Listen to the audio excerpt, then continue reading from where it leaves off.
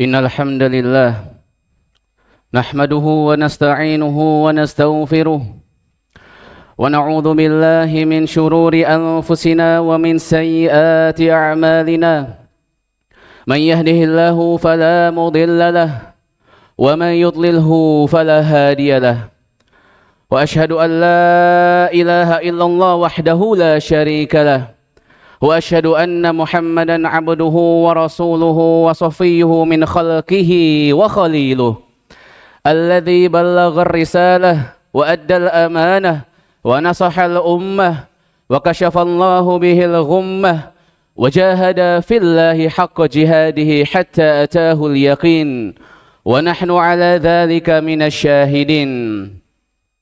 اللهم صل وسلم وبارك وزد على نبينا محمد وعلى آله وأصحابه أجمعين. عباد الله، إني أوصي نفسي وإياكم بتقوى الله فقد فاز المتقون. يا أيها الذين آمنوا اتقوا الله حق تقاته ولا تموتن إلا وأنتم مسلمون.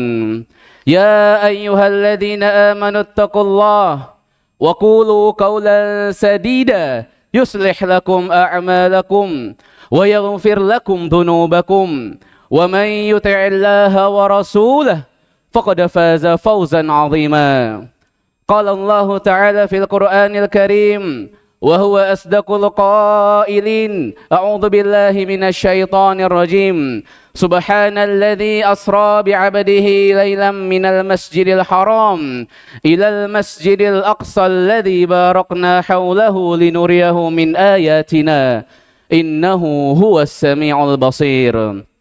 صدق الله العظيم. معاشر المسلمين وزمرة المؤمنين rahimani wa rahimakumullah. Alhamdulillah, kita kembali memuja dan memuji Allah Jalla Jalaluh atas limpahan rahmat, nikmat dan karunia-Nya yang begitu besar dan begitu banyak kepada kita semua. Wabil khusus kenikmatan iman, taqwa dan kesehatan, sehingga kita bisa hadir di dalam masjid yang Allah cintai ini dalam rangka melaksanakan kewajiban kita sebagai seorang muslim, melaksanakan salat Jumat berjamaah. Kemudian salawat beserta salam kita berdoa kepada Allah Jalla Jalaluh agar terkirimkan kepada baginda Nabi besar Muhammad sallallahu alaihi wasallam, suri tauladan terbaik yang pernah Allah kirimkan ke atas muka bumi. Kita berdoa kepada Allah Subhanahu wa taala agar sekiranya Allah memberikan izin kepada baginda Nabi Muhammad sallallahu alaihi wasallam, memberikan syafaatnya kepada kita sehingga kita bisa berkumpul di surga Allah yang paling tinggi bersama baginda Nabi Muhammad sallallahu alaihi wasallam. Maka pada hari Jumat yang mulia ini kita disunnahkan untuk terus memperbanyak salawat kepada Rasulullah sallallahu alaihi wasallam. Rasulullah sallallahu alaihi wasallam bersabda, "Man shalla alayya salatan sallallahu lahu biha asyrah." Barang siapa, kata Rasulullah, yang berselawat satu kali saja kepadaku, sallallahu lahu biha asyrah, Allah akan balas dengan 10 nilai kebaikan dan nilai kebajikan. Wa huttat anhu asyru khati'at, dan akan dihapuskan dari dia 10 macam dosa dan kekhilafan. Wa rufi'at lahu asyru darajat, dan akan dinaikkan 10 derajat lebih mulia di sisi Allah Subhanahu wa taala. Maka ketika dimendengarkan nama Nabi Muhammad sallallahu alaihi wasallam, hendaknya kita membalasnya dengan ucapan Allahumma salli ala Muhammad wa ala ali Muhammad. Ma'asyiral muslimin yang dimuliakan oleh Allah, khatib berwasiat kepada kita semua yang hadir pada siang hari ini dan kepada diri khatib sendiri untuk selalu meningkatkan kualitas ketakwaan kita kepada Allah Subhanahu wa taala. Ketakwaan yang dengannya amal-amal saleh kita akan diterima oleh Allah. Qala innama yataqabbalullahu minal muttaqin. Ketakwaan yang dengannya kita akan selamat pada fitnah kubur. Ketakwaan yang dengannya nanti kita akan selamat pada yaumul mahsyar. Ketakwaan yang kelak nanti kita akan selamat saat meniti jalan sirat menuju surga Allah Subhanahu wa taala. Mudah-mudahan kita semua termasuk umat Nabi Muhammad sallallahu alaihi wasallam yang mencintai beliau, yang meniti jalan beliau, mempelajari sunnah-sunnah beliau dan mengajarkannya kepada anak cucu kita sehingga kita menjadi keluarga-keluarga yang beriman di hadapan Allah Subhanahu wa taala. Ma'asyiral muslimin yang dimuliakan oleh Allah. Sesungguhnya pada hari-hari ini telah terjadi sebuah kezaliman yang dipertontonkan di hadapan mata kita. Rasulullah sallallahu alaihi wasallam pernah bersabda, "Man ra'a minkum munkaran falyughayyirhu biyadihi, fa illam yastati' fa bilisanihi, fa illam yastati' fa biqalbihi, wa dzalika adhaful iman." Seorang muslim hendaknya ketika dia melihat sebuah kemungkaran dan kezaliman, dia berusaha semaksimal mungkin untuk menghilangkan dan memperbaiki kemungkaran tersebut. Maka 1 tahun terakhir ini kita umat muslim di dunia diperlihatkan sebuah kezaliman dan kemungkaran yang dipertontonkan secara ilegal di hadapan kita semua. Sebuah negeri nan jauh di sana sedang terluka, sedang berdarah-darah, sedang dibunuh dan dibantai oleh musuh-musuh Islam, Yahudi la'natullahi alaihim. Tetapi umat Islam seakan menutup mata, menutup telinga, tak peduli dengan yang terjadi di sana. Padahal Masjidil Aqsa menjadi tempat yang mulia sebagaimana Masjidil Haram. Subhanalladzi asra bi'abdihi lailan minal Masjidil Haram ilal Masjidil Aqsa. Allah berfirman, Maha Suci Allah yang telah memberangkatkan hambanya Nabi Muhammad SAW dari Masjidil Haram ke Masjidil Aqsa. Para ulama semua bersepakat tidaklah disandingkan nama Masjidil Aqsa dengan Masjidil Haram di dalam Al-Quran, kecuali karena keduanya memiliki kemuliaan yang sama di sisi Allah Subhanahu wa Ta'ala. Keduanya pernah menjadi kiblat kaum muslimin, tanah suci yang begitu mulia yang harus dijaga oleh kaum muslimin. Tetapi yang terjadi sekarang adalah bertolak belakang dengan firman Allah. 12 negara di sekitaran Palestina tak bisa memberikan kontribusi apapun untuk melindungi saudara-saudara kita yang berada di Gaza dan Palestina secara umumnya. Anak kecil dibunuh, perempuan diperkosa, orang-orang besar dimutilasi, dibom dan dibakar. Tetapi rakyat kaum muslimin seakan buta mata, tak peduli dengan apa yang terjadi. Apa yang nanti kita akan jawab di hadapan Allah Subhanahu wa Ta'ala ketika Allah berkata kepada kita, "Ya ibna Adam, maridtu falam ta'udni." Wahai anak cucu Nabi Adam, dulu aku pernah sakit, kenapa engkau tidak menjengukku? Kemudian kita akan menjawab, "Kaifa a'uduka wa anta rabbul alamin ya Allah?" Bagaimana mungkin kami akan menjengukmu ya Allah, sedangkan engkau adalah Tuhan semesta alam. "Amma alimta anna 'abdi fulan maridha falam ta'udhu."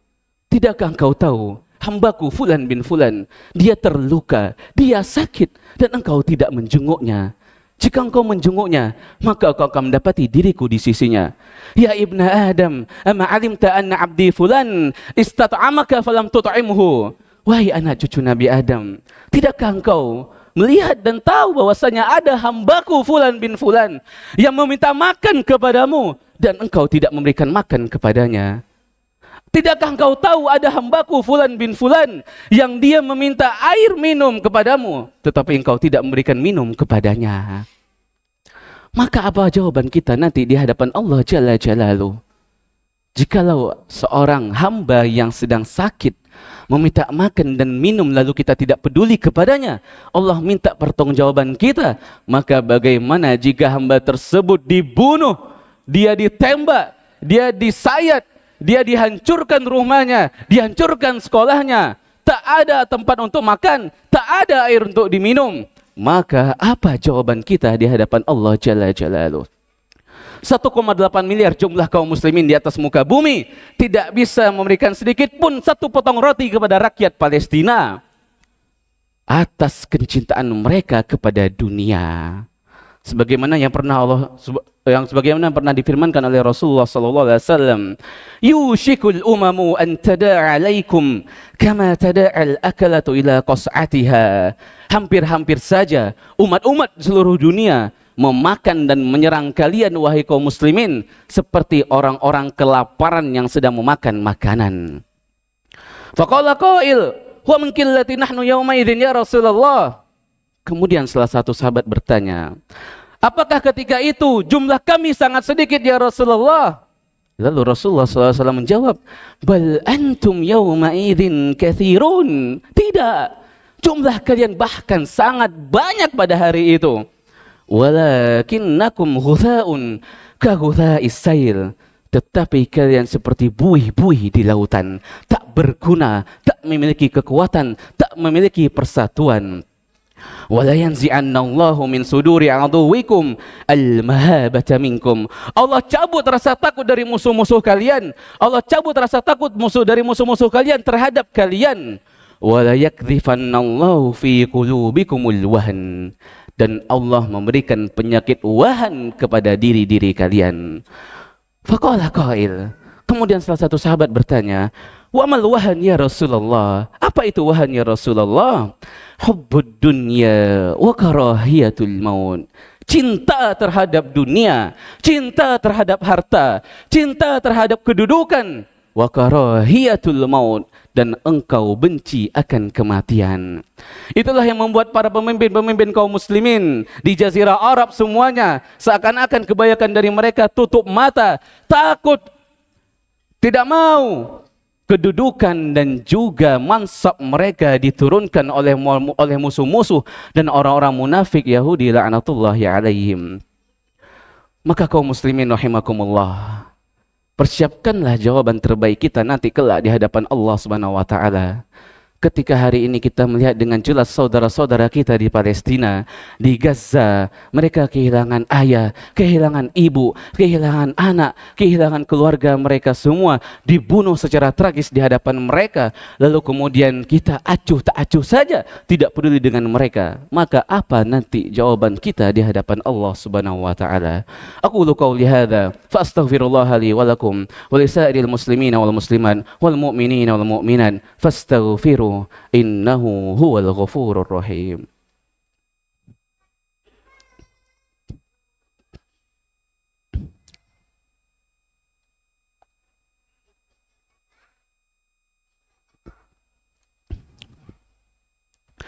Alhamdulillahi ala ihsanih wasyukru lahu ala taufiqihi wa amtinanih wa asyhadu an la ilaha illallah wahdahu la wa ta'ziman li sya'nih wa asyhadu anna Muhammadan abduhu wa rasuluhu ad-da'i ila ridwanih.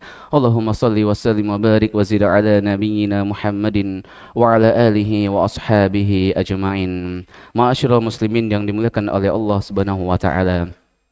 Allah Subhanahu wa taala berfirman di dalam Al-Qur'an, "Innamal mu'minuna ikhwah."